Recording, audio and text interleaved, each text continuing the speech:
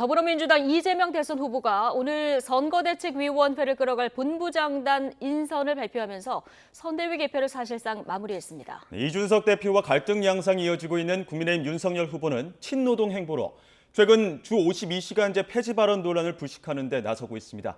여야는 또 내년도 예산안 처리를 두고 막판 쟁점 타결을 시도하고 있습니다. 취재기자 연결합니다. 권민석 기자. 네, 국회 나와 있습니다. 네, 자 먼저 더불어민주당 이재명 후보 선대위 쇄신 인선을 큰 틀에서 완료했군요. 네, 그렇습니다. 이재명 후보는 오늘 오전 민주당 선대위 본부장단 인사를 추가로 발표했습니다. 홍보본부장은 새로 영입된 김영희 전 MBC 부사장이 임명됐고, 정책본부장은 이 후보 정책을 총괄해온 윤우덕 의원, 직능본부장은 이재명계로 분류된 김병욱 의원이 선임됐습니다. 조직본부장은 정세균 전 총리 측 인사인 이원욱 의원, 총괄 상황실장은 계파색이 옅은 서영교 의원이 맡았습니다. 이에 따라 민주당 선대위는 16개 본부 체제에서 총무, 전략기획, 정책, 조직 등 6개 본부로 압축돼 사실상 인선이 마무리됐습니다. 이 후보는 또 1호 영입 인사인 조동현 공동상임선대위원장의 사생활 논란에 대해서도 언급했는데요. 모든 정치인은 국민에 대해 책임지는 것이며 국민 판단을 지켜보겠다고 밝히며 논란을 주시하고 있다는 뜻을 내비쳤습니다. 이 후보는 방송기자클럽 토론회에 참석해 각종 현안에 관한 입장도 밝혔습니다. 이른바 조국 사태와 관련해선 민주개혁 진영이 작은 하자까지 크게 책임지는 게 맞는다며 진지하게 사과드린다고 거듭 몸을 낮췄습니다. 또 이명박, 박근혜 두 전직 대통령 사면 문제엔 반대 입장을 분명히 했습니다. 그런데 지금 현재 이분들이 아무런 뉘우침도 없고 반성도 하지 않고 국민에게 사과도 하지 않는 상태에서 사면을 얘기하는 것 자체는 제가 보기엔 시기상조라는 생각이 듭니다. 이 후보는 잠시 후엔 김대중 도서관을 방문해 김원기, 문희상 전 의장 등 당 원로들을 만나 대선 승리를 위한 조언을 청취합니다.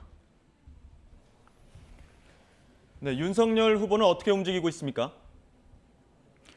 네, 윤 후보는 이른바 패싱 논란으로 이준석 대표와 불편한 관계가 계속되고 있는데요. 이 대표가 공식 일정을 취소하고 오늘까지 3일째 지역으로 잠행하면서 국민의힘 선대위 회의와 최고위원 회의가 열리지 못했습니다. 이준석 대표는 선대위 일정 대신에 제주도를 방문해서 제주 4.3 사건 유족들을 만나기도 했습니다. 대선이 불과 90여일밖에 안 남은 상황에서 당대표와 대선 후보의 갈등이 길어질 경우 본선 전략에도 적잖은 타격이 불가피한 만큼 윤 후보가 갈등 상황을 조기에 수습할 수 있을지 정치력이 다시 한번 시험대에 올랐습니다. 이와 별도로 윤 후보는 오늘 오전 일정을 추가해서 경기 안양시로 향했습니다. 어제 안양에서 전기통신관로 매설을 하던 60대 노동자 3명이 장비에 깔려 숨지는 참변이 있었는데요. 이 사고 현장을 방문한 윤 후보는 너무 안타깝고 끔찍한 사고가 발생했다며 확실한 예방책이 무엇인지 살펴보겠다고 밝혔습니다. 이어 사업체가 예방 의무 조치를 취하지 않았을 경우 엄하게 제재해야 한다고 강조했습니다.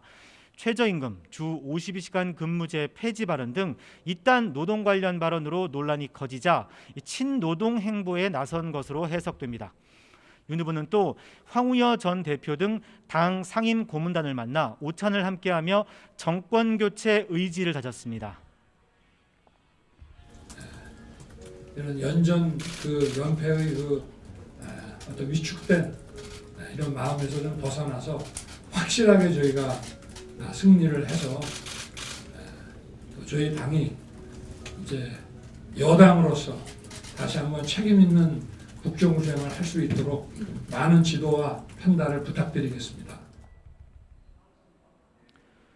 오찬에선 신경식 고문이 김종인 전 위원장, 이준석 대표와 갈등을 서둘러 봉합할 것을 윤 후보에게 주문하기도 했습니다. 이런 가운데 오찬 장소에서 김종인 전 위원장이 윤석열 후보와 일정에 없던 만남을 가졌습니다. 그 대화 결과에 관심이 쏠리고 있습니다. 네, 자 오늘 국회 본회의도 열리는데요. 내년도 예산안 처리될 수 있을까요? 네, 내년도 회계연도 시작 30일 전까지 국회가 예산안을 처리해야 하는 법정 처리 시한이 바로 오늘인데요.